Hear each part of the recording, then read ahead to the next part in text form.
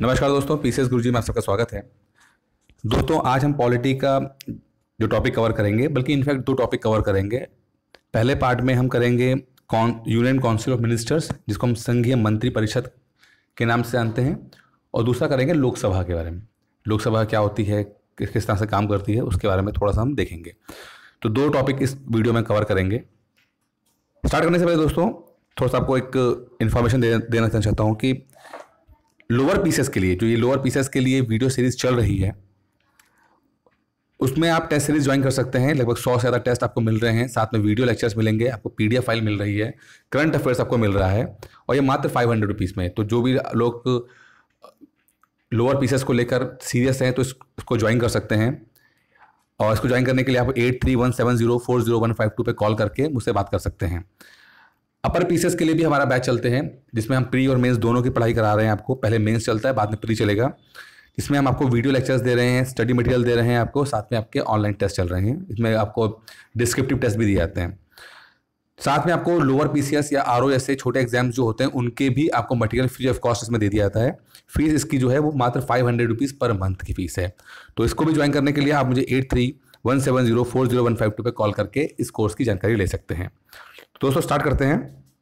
Union council of ministers, देखिए, सैद्धांतिक रूप से संविधान द्वारा समस्त जितना भी कार्यपालिका शक्ति राष्ट्रपति के में निहित है। जितने भी एग्जीक्यूटिव पावर्स है वो राष्ट्रपति की में निहित है। लेकिन जैसे चूंकि पहले भी बता चुके हैं, राष्ट्रपति एक खाली मुखौटा है, उनको पद दिया गया, लेकिन एक्चुअल जो पावर है वो मंत्री परिषद में है। मंत्री परिषद क्या होता है, उसमें आपके कैबिनेट मिनिस्टर्स भी होंगे। कैबिनेट मिनिस्टर कौन से होते हैं? बड़े मिनिस्टर, जैसे कि गृह मंत्री हो गया, रक्षा मंत्री हो गया, बड़े बड़े जो ओहदे वाले होते हैं। होम मिनिस्टर, आपका डिफेंस मिनिस्टर, वित्त मंत्री यानी फाइनेंस मिनिस्टर, ये बड़े लोग होते हैं, इन्हें कैबिनेट मिनिस्टर कहा जाता है।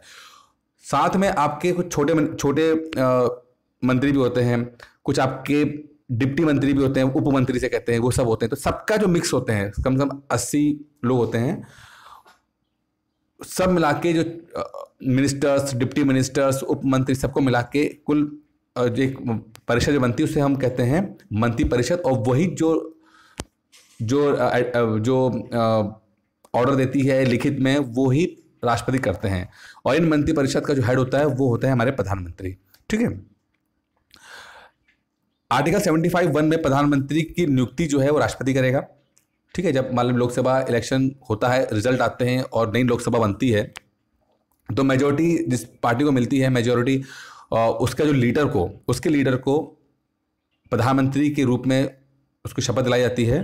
तो राष्ट्रपति जो होते हैं वो प्रधानमंत्री की शपथ दिलाते हैं उस व्यक्ति को जो मेजोरिटी नंबर ऑफ सीट जीती होती हैं, जो पार्टी जीत गई होती है। ठीक है। जैसे आजकल हमारे प्रधानमंत्री मोदी जी हैं। ठीक है। तो उनको राष्ट्रपति जो आपका शपथ दिलाता है। और उसके बाद एक बार शपथ लेने के बाद प्रधानमंत्री जब कोई व्यक्ति प्रधानमंत्री के रूप में शपथ ले लेता है, तो उसके बाद एक लिस्ट देते हैं, प्रधानमंत्री एक लिस्ट देते हैं कि ये मिनिस्टर्स मेरे होने चाहिए। तो अन्य मंत्रियों की नियुक्ति जो होती है वो राष्ट्रपति प्रधानमंत्री की सलाह पे करते हैं। सलाह मतलब प्रधानमंत्री ने कहा होता वही कर देंगे। ठीक है। सबसे पहले प्रधानमंत्री की नियुक्ति होती है। उसके बाद प्रधानमंत्री की नियुक्ति के बाद प्रधानमंत्री जो होते हैं वो एक लिस्ट पकड़ा देते हैं राष्ट्रपति को कि भाई ये हमारे मिनिस्टर्स होंगे आप। तो वो फिर उसके बाद राष्ट्रपति जो होता है फिर उनकी नियुक्ति करता है। प्रधानमंत्री खाली एडवाइस देता है। ठीक है। नियुक्ति नहीं करता, नियुक्ति राष्ट्रपति ही करता है। ठीक है। अपने पद की शपथ लेने के पश्चात प्रधानमंत्री अन्य मंत्रियों के नामों और अन्य विभागों की सूची राष्ट्रपति को देता है। राष्ट्रपति उस सूची को पर अपनी सहमति प्रदान करता है। क्वालिफिकेशन क्या होनी चाहिए? देखिए, वैसे तो आप इलेक्शन जीतो और आप एमपी बन जाते हो, लेकिन इन केस एमपी बनने के बाद आप राष्ट्रपति के माध्यम से आप मंत्री बन जाते हैं। लेकिन इन कुछ केस ऐसे भी होते हैं जहां पर आप बिना इलेक्शन जीते भी आप मंत्री बन जाते हैं। ठीक है। मान लीजिए कि कोई व्यक्ति है, राष्ट्रपति को लगता है कि आप ही हैं, मतलब कि आपके अंदर ऐसी काबिलियत है कि आपको मंत्री बनना चाहिए, हमारा डिफेंस मिनिस्टर बनना चाहिए, बहुत आप काबिलियत है अंदर, तो आपको डिफेंस मिनिस्टर बना दिया जाएगा। ठीक है। अब बन सकते हैं, राष्ट्रपति बना सकता है, लेकिन विदिन 6 मंथ्स, विदिन 6 महीने के अंदर आपको लोकसभा या राज्यसभा किसी का एक मेंबर बनना पड़ेगा। या तो आप इलेक्शन जीत के लोकसभा में आ जाओ, या बैकग्राउंड कहते हैं ना, बैक डोर से आप राज्यसभा में पहुंच जाओ। ठीक है। तो जो मंत्री होते हैं वो लोकसभा के भी हो सकते हैं, राज्यसभा के भी हो सकते हैं। ठीक है, दोनों हाउसेस के हो सकते हैं, ऐसा नहीं सिर्फ लोकसभा के जो लोग जीत के आते हैं वही मंत्री बनते हैं, लोकसभा के भी बन सकते हैं, राज्यसभा के बन सकते हैं, कोई दिक्कत नहीं है। ठीक है, हमारे जो वित्त मंत्री हैं, हमारे जो अरुण जेटली साहब हैं, वो इलेक्शन हार गए थे अमृतसर से। ठीक है, लेकिन वो बाद में वित्त मंत्री बने क्योंकि राज्यसभा के मेंबर हैं। हमारे प्रधानमंत्री, इवन प्रधानमंत्री भी जो होता है वो लोकसभा का भी मेंबर बन सकता है, राज्यसभा का मेंबर भी बन सकता है। ठीक है, हमारे प्रधानमंत्री जो थे मनमोहन सिंह जी, वो इलेक्शन जीत के नहीं आए थे, लोकसभा के मेंबर नहीं थे, वो राज्यसभा के मेंबर थे, लेकिन प्रधानमंत्री बन सकते हैं। ठीक है, तो कोई व्यक्ति मंत्री बन सकता है, प्रधानमंत्री बन सकता है, लेकिन उसको विद इन 6 मंथ्स चाहे तो लोकसभा का या तो राज्यसभा का मेंबर बनना पड़ता है। ठीक है, AR चौहान बनाम पंजाब राज्य 2011 का जो केस था, उसमें इस बात में कहा गया कि सुप्रीम कोर्ट ने कहा कि ऐसे व्यक्ति जो संसद के किसी सदन का सदस्य नहीं है, एक बार मंत्री नियुक्त किया जा चुका है, उसे दोबारा मंत्री नियुक्त नहीं किया जाएगा। ठीक है, अब मान लो 6 महीने के लिए मंत्री बना दिया गया। ठीक है, तो उसके बाद दोबारा रिन्यू नहीं कराएंगे आप उसको।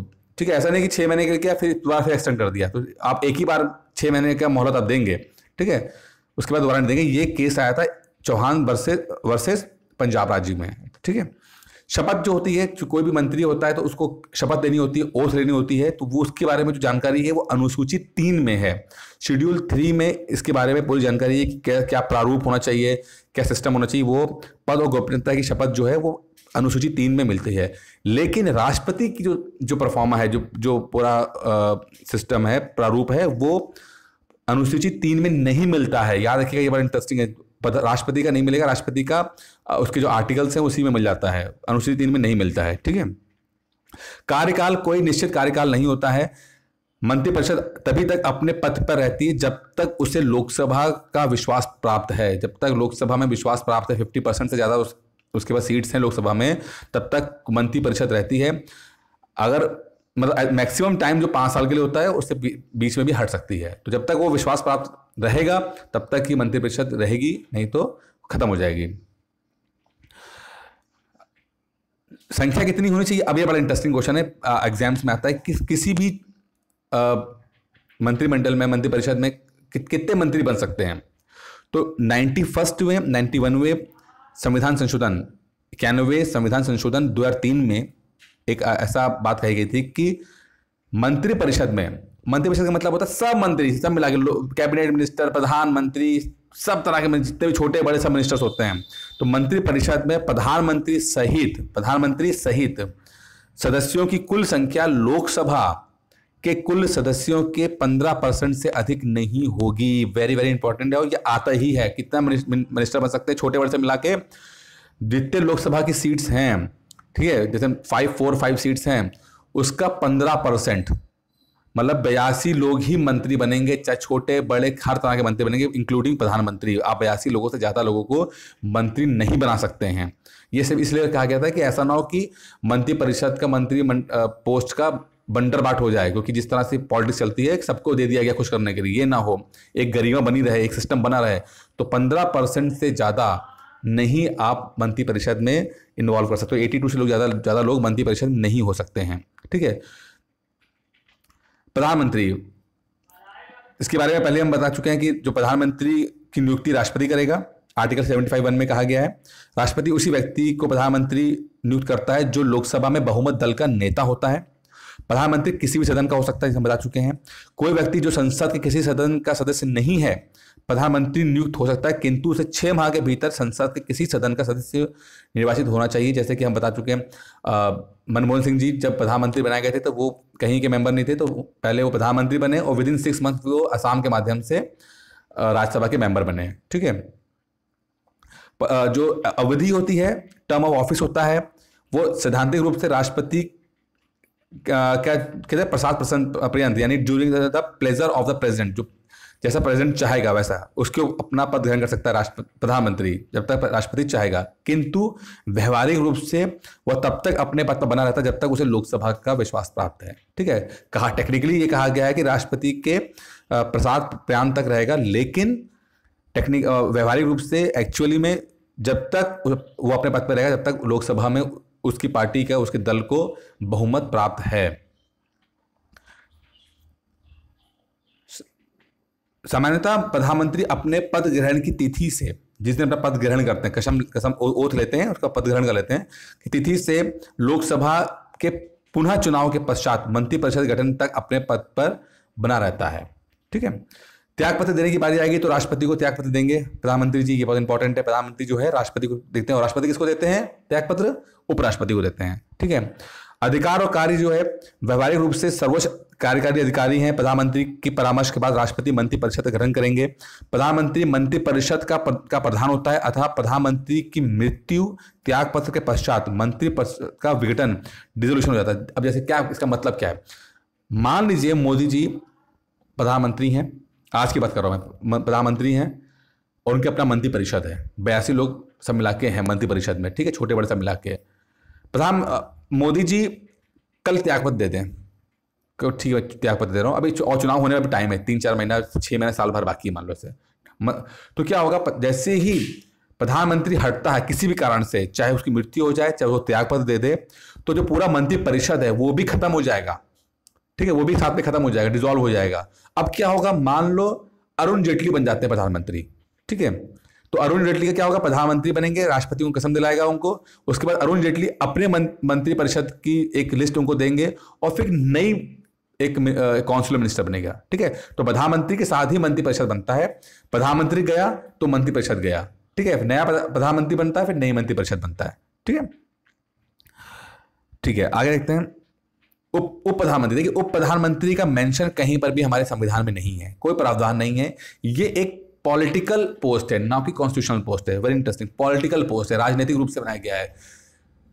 सरदार वल्लभ भाई पटेल उप प्रधानमंत्री हुआ करते थे। ठीक है, तो ये पॉलिटिकल पोस्ट थी जिसमें थोड़ा सा बैलेंसिंग ऑफ पावर कहते हैं, कभी कभी खुश करने के लिए दे दिया जाता है, तो इसलिए रखा जाता है। तो एक डिप्टी प्राइम मिनिस्टर की पोस्ट देवीलाल चौधरी देवीलाल हुआ करते थे। ठीक है, बाद में ऐसा जरूरी नहीं है कि हर टाइम पे उप प्रधानमंत्री बनाए गए। आजकल देख लीजिए उप प्रधानमंत्री नहीं है। ठीक है, तो ये संवैधानिक पोस्ट नहीं है, एक पॉलिटिकल पोस्ट है ये। और उप प्रधानमंत्री का कोई अधिकार प्राप्त नहीं है, भाई कोई अधिकार तो कुछ है ही नहीं। वह प्रधानमंत्री की अनुपस्थिति में उनके सभी कार्य कर सकता है, लेकिन वह प्रधानमंत्री की मृत्यु या त्यागपत्र के बाद उनका पद ग्रहण नहीं कर सकता है। भाई ऐसा नहीं बताया गया है कि अगर प्रधानमंत्री की मृत्यु हो जाती है या वो रेजिग्नेशन दे देता है तो वो उसकी जगह पे आपका उप प्रधानमंत्री काम करेगा, नहीं। जैसे राष्ट्रपति में होता है, राष्ट्रपति की बात क्या अगर नहीं है तो उपराष्ट्रपति करता है जब तक नया ना आ जाए। लेकिन प्रधानमंत्री वाले केस में ऐसा नहीं है। प्रधानमंत्री अगर उनकी मृत्यु होती है या त्यागपत्र देते हैं तो नया मंत्रिपरिषद बनता है फिर। ठीक है, काउंसिल मिनिस्टर नया बनता है फिर। भारत का महान्यायवादी, the attorney general of India, article 76 में क्या बोला गया है कि ऐसा बंदा होगा जो अटॉर्नी जनरल ऑफ इंडिया होगा, जिसका काम होगा सरकार को यानी मंत्रिपरिषद को सलाह देना, टेक्निकल कानूनी सलाह देना। ठीक है, ये बंदा होगा सरकार की तरफ का एक रिप्रेजेंटेटिव होगा जो सरकार को हर कानूनी मुद्दे पर एक सलाह देगा। ये उसको प्रथम विधिक अधिकारी भी कहा जाता है। और इसकी नियुक्ति जो है राष्ट्रपति करते हैं। नियुक्ति इसकी कौन करता है? राष्ट्रपति करते हैं, बहुत इंपॉर्टेंट है। और ये इनके राष्ट्रपति के प्रसाद प्रयानी during the pleasure of president रहते हैं, ये पद में रहते हैं। ठीक है, दो बातें इंपॉर्टेंट है इनके लिए, 2-3 इंपॉर्टेंट। पहला तो इनकी नियुक्ति कौन करता है? राष्ट्रपति करता है। ठीक है, और अटॉर्नी जनरल का एक सबसे इंपॉर्टेंट काम है, ये लोकसभा या राज्यसभा में कार्यवाही में पार्टिसिपेट कर सकता है, मतलब वहां मौजूद रह सकता है, अपनी बात कह सकता है, लेकिन मतदान नहीं कर सकता। वेरी इंपॉर्टेंट है। ठीक है, मतलब कोई काम हुआ वहां गया, बातें सुन सकता है, बोल सकता है किसी बात मुद्दे पे लेकर, लेकिन मतदान किसी टॉपिक में मतदान नहीं कर सकता क्योंकि वो मेंबर नहीं है। ठीक है, तो ये बहुत इंपॉर्टेंट है। ठीक है, दूसरा क्या है कि ये अपनी निजी प्रैक्टिस कर सकता है। इस बात पे रोक नहीं है कि वो अपनी निजी प्रैक्टिस ना करे। कि किसी बंदे को अटॉर्नी जनरल बनाया जाता है तो निजी प्रैक्टिस ना करे, नहीं, निजी प्रैक्टिस कर सकता है, अपनी प्राइवेट प्रैक्टिस कर सकता है, बेशर्ता वो सरकार के खिलाफ केस ना लड़े। ठीक है, तो क्या होगा फिर? तो आपका क्लैश ऑफ इंटरेस्ट हो जाएगा। ठीक है, एक सॉलिसिटर जनरल मिल जाता है उनको, 2 अतिरिक्त सॉलिसिटर जनरल मिल जाते हैं हेल्प करने के लिए। लोकसभा की बात करते हैं। लोकसभा को प्रिय कहते हैं, लोकप्रिय सदन भी कहा जाता है। मेन जो पावर है वो लोकसभा के पास आती है। जितने भी लोग आपके अभी जो इलेक्शन होने वाला है, जितने लोग आएंगे वो लोकसभा के मेंबर बनेंगे। लोकसभा में डायरेक्ट इलेक्शन के माध्यम से चुने जाते हैं। कुछ 2 सीटें ऐसी होती हैं जिसमें एंग्लो इंडियन की होती है जो नॉमिनेटेड होते हैं, बाकी सब लोग इलेक्टेड होते हैं। ठीक है, आज का जो मूल संविधान बना था तो उसमें लगभग 500 सीटें थी जो बाद में बढ़ के 552 हो गई हैं। ठीक है, आजकल 545 सदस्य हैं इसके अंदर। मैक्सिमम 552 हो सकती है, लेकिन आजकल 5 हैं, 545 हैं, जिसमें 530 लोग जो हैं वो इलेक्टेड होके आते हैं, जैसे राज्यों से इलेक्ट होके आएंगे, यूपी से, बिहार से, यहाँ से इलेक्ट होके आएंगे, ठीक है।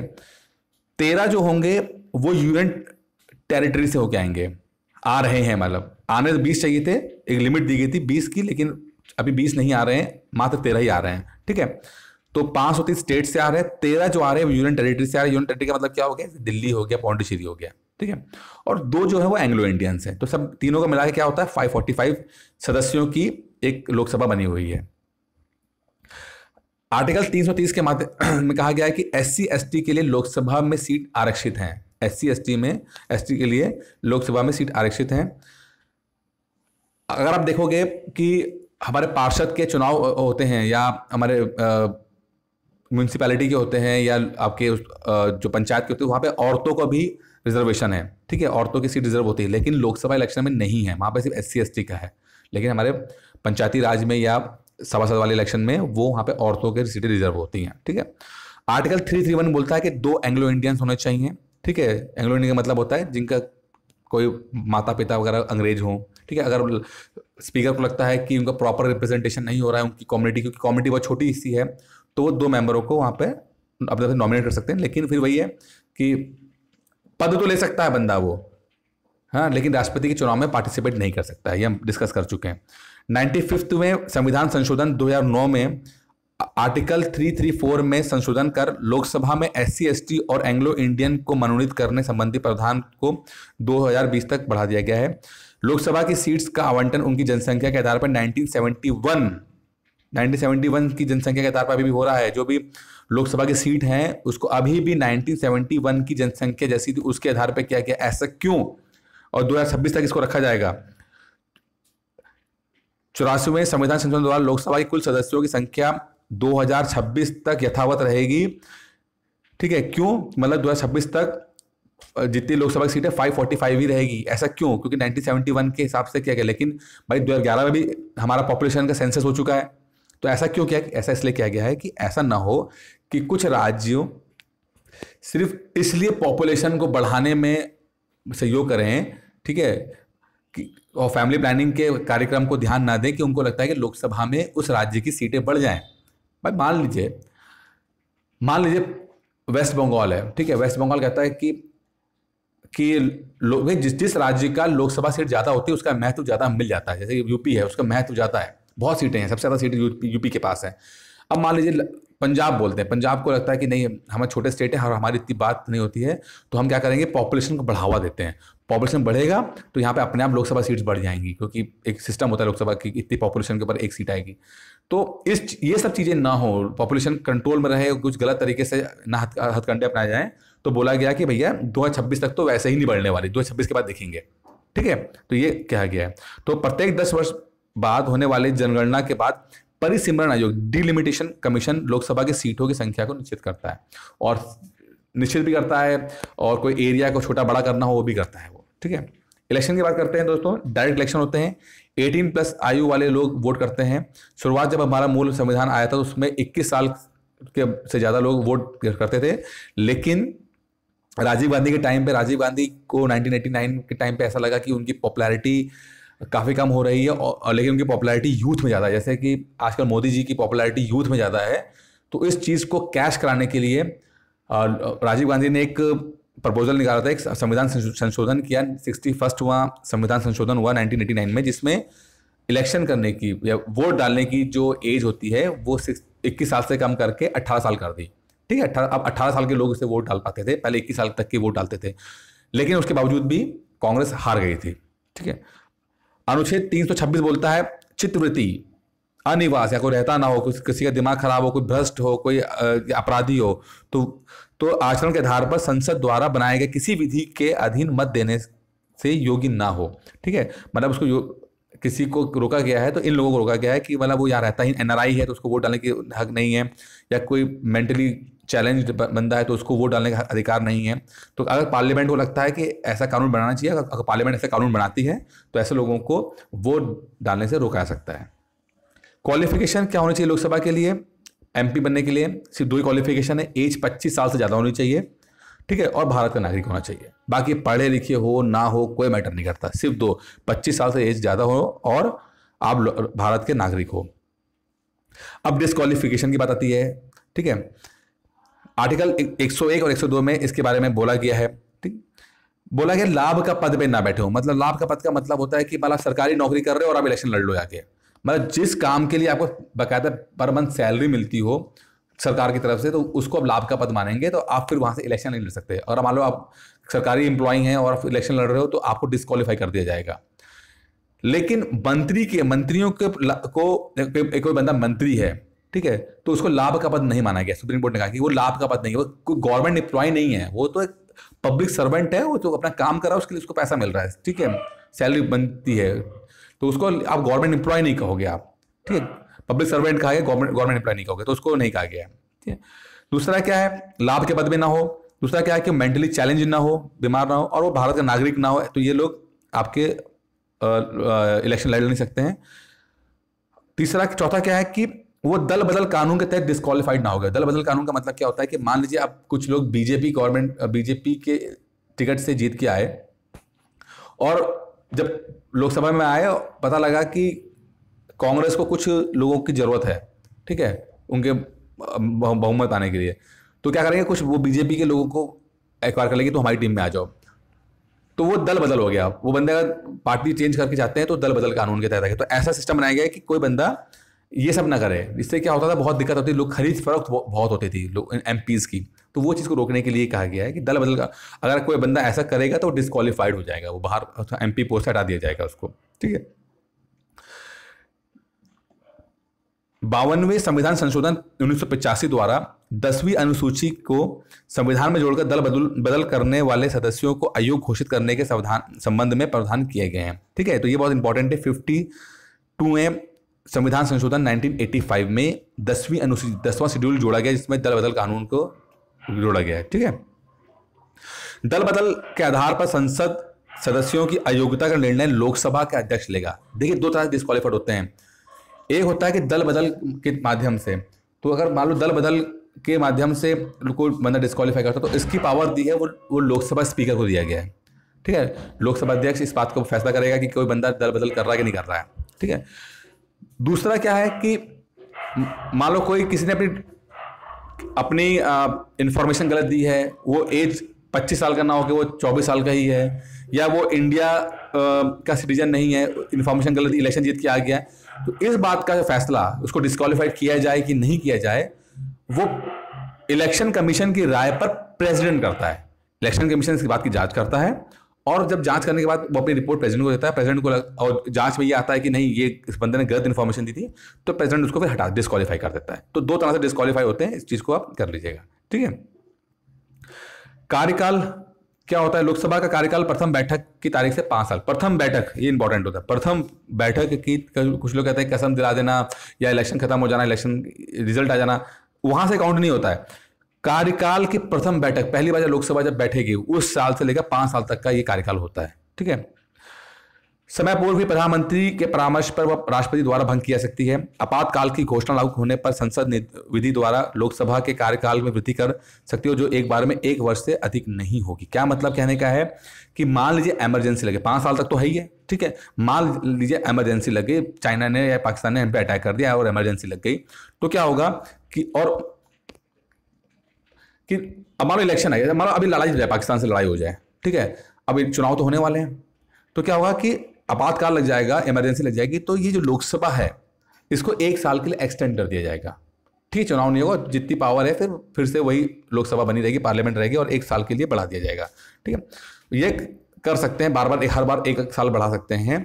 लेकिन अगर जिस दिन इमरजेंसी खत्म होती है, इमरजेंसी हटाई जाएगी, उस विदिन 6 मंथ्स आपको इलेक्शन कराने होंगे फिर आपका, ठीक है। तो किंतु इस प्रकार बढ़ाई गई अवधि किसी भी दशा में संकट काल की घोषणा की समाप्ति के पश्चात 6 माह से अधिक नहीं होनी चाहिए, ठीक है। तो बढ़ा सकते हो, पर जैसे ही इमरजेंसी खत्म होगी तो विदिन 6 मंथ आपको इलेक्शन कराने होंगे। कोरम की बात करते हैं, गणपूर्ति यानी कितने मिनिमम लोग होने चाहिए तब जाके एक कार्रवाई मानी जाएगी। तो कहते हैं भाई मिनिमम 10% लोग तो हो लोकसभा में, मान लो लोकसभा राज्यसभा में कम से कम 10% तो लोग हों जिसको बैठ के बातचीत कर सके और जिसको लगे कि हाँ बैठक है, तो मिनिमम 10% लोग है, 1/10 का जो है वो होगा, उसके बाद ही माना जाएगा कि हाँ ये सदन हुआ। मतलब अगर 545 लोग हैं, पूरी फुल कैपेसिटी है, तो 54 लोग होने चाहिए, एटलीस्ट 54 लोग प्रेजेंट हो लोकसभा में, तब जाके किसी उस लोकसभा की कार्रवाई को मानी जाएगी, नहीं तो उसको माना नहीं जाएगा। लोकसभा अध्यक्ष और उपाध्यक्ष की बात करते हैं दोस्तों। तो लोकसभा के जो अध्यक्ष होते हैं वो दोनों इलेक्शन के माध्यम से, जो सदन होता है वो इलेक्शन के माध्यम से चुनता है उसको। और अध्यक्ष अपना, अच्छा त्याग इंपॉर्टेंट क्या है, त्याग पत्र। जो लोकसभा अध्यक्ष होता है, स्पीकर ऑफ द हाउस होता है, वो अपना रेजिग्नेशन डिप्टी लोकसभा स्पीकर को देता है, और जो डिप्टी वाला होता है वो स्पीकर को देगा। तो एक दूसरे को ये अपना रेजिग्नेशन देते हैं, ठीक है। अगर हटाने की बात आती है तो लोकसभा के समस्त सदस्य, जितने भी सदस्य हैं, नॉमिनेटेड और इलेक्टेड दोनों, बहुमत से उन्हें पद से हटा सकते हैं। जैसे कि वहां सुमित्रा महाजन जी हैं, उनका काम पसंद नहीं आ रहा लोगों को, तो सब लोग बैठ के एक प्रस्ताव देंगे और विदिन 14 दिन से पूर्व उनको सूचना देंगे, और उसके बाद प्रस्ताव अगर पास हो जाता है कि सुमित्रा महाजन को हटना चाहिए, बहुमत से पास हो जाता है, तो सुमित्रा महाजन को अपने स्पीकर के पद से हट जाएंगी फिर वो, ठीक है। उन्हें फिर संसद द्वारा निर्धारित वेतन और भत्ते प्राप्त होते हैं। अध्यक्ष अपने पद पर लोकसभा के भंग किए जाने पर भी उस समय तक बना रहता जब तक नई लोकसभा का प्रथम बैठक न हो जाए। मतलब देखिए अभी जैसे चल रहा है लोकसभा, ठीक है, इलेक्शन हुआ भाई, आखिरी मीटिंग हुई, सब खत्म हो गया, इलेक्शन हुआ, उस दिन सारे एमपीज खत्म हो गए, लेकिन जो सभा स्पीकर है वो अपनी पोस्ट पर रहेगा, ठीक है, वो रहेगा। कब तक रहेगा? जब तक कि अगला इलेक्शन नहीं हो जाता, इलेक्शन के बाद नई लोकसभा नहीं बन जाती और उसकी पहली बैठक नहीं हो जाती, तब तक के लिए वो जो पहला का स्पीकर था वो बैठा रहेगा, वो रहेगा, माना जाएगा कि वो स्पीकर अभी भी स्पीकर ही है।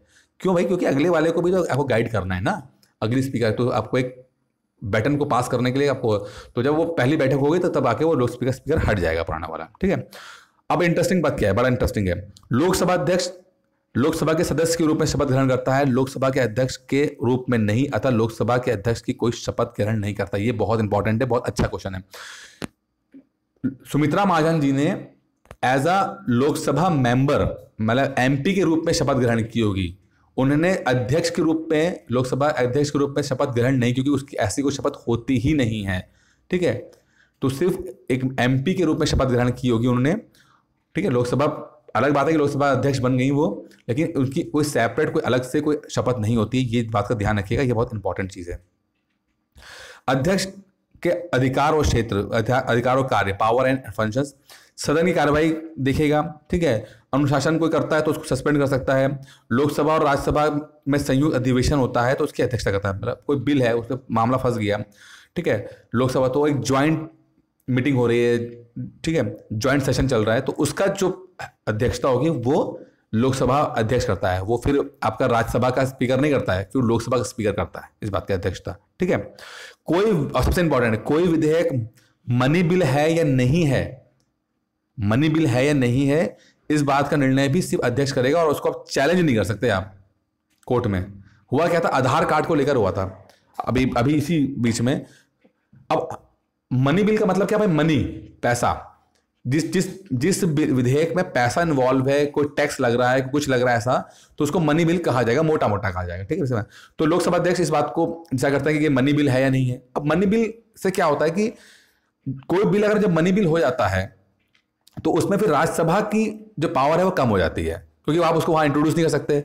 मनी बिल को आप फिर आप लोकसभा में पास करके राज्यसभा भेजना पड़ेगा, राज्यसभा उसमें अमेंडमेंट करके थोड़ा बहुत भेज सकती है, लेकिन अगर दोबारा लोकसभा ने भेज दिया उसको राज्यसभा के पास, तो उसको फिर पास करना ही होता है विदिन 14 डेज के अंदर, ठीक है। तो अब क्या हुआ कि बीजेपी गवर्नमेंट लोकसभा में तो मेजोरिटी में थी, लेकिन राज्यसभा में कमजोर थे, तो आधार वाला जो इशू हुआ था, तो सुमित्रा महाजन जी ने इसको बोल दिया कि ये मनी बिल है।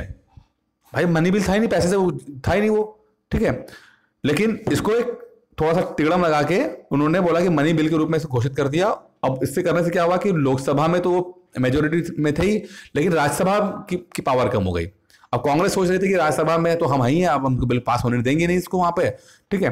तो लेकिन यहाँ पे एक उन्होंने गुगली फेंकी और लोकसभा स्पीकर ने आधार वाले बिल को एक मनी बिल के रूप में घोषित कर दिया, जो कि गलत था। लेकिन इसकी फिर वो लोग कोर्ट में गए बेचारे लोग, सुप्रीम कोर्ट ने बोला कि भैया स्पीकर का जो फैसला होता है अंतिम फैसला होता है, इसमें सुप्रीम कोर्ट कुछ नहीं कर सकता इसके अंदर, ठीक है। तो फिर बात में चलता रहा इस बात को लेकर।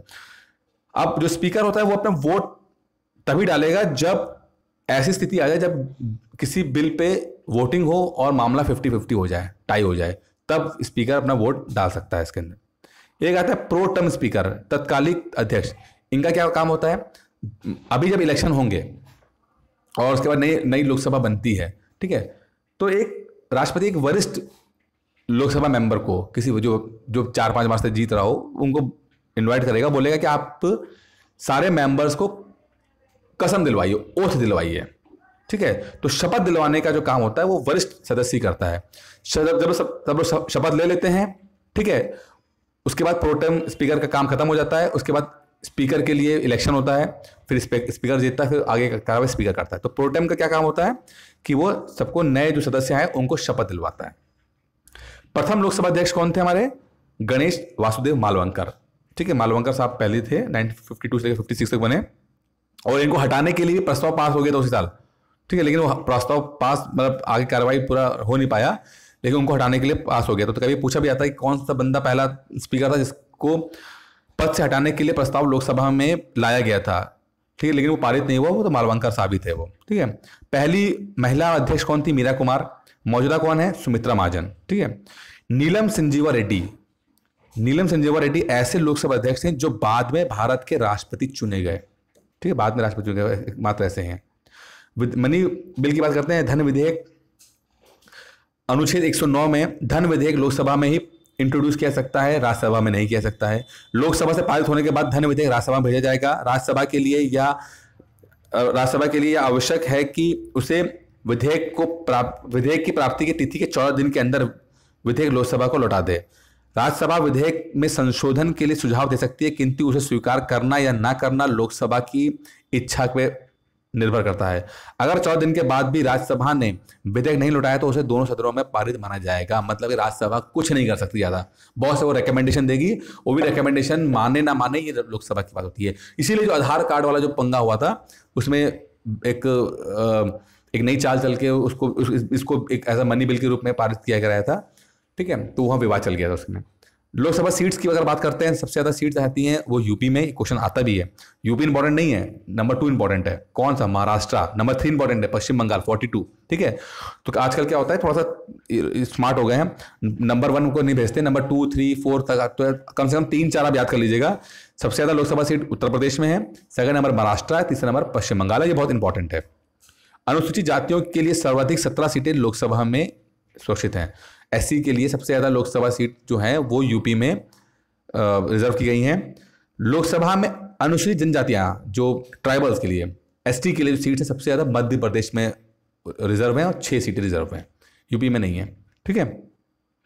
तो दोस्तों ये पूरा वीडियो था, उम्मीद करता हूँ कि पसंद आ गया होगा। काफ़ी इसमें डिस्कस किया, काफ़ी इंपॉर्टेंट वीडियो भी था, ढंग से सुन लीजिएगा, पीडीएफ पे आप ले लीजिएगा, पढ़ लीजिएगा।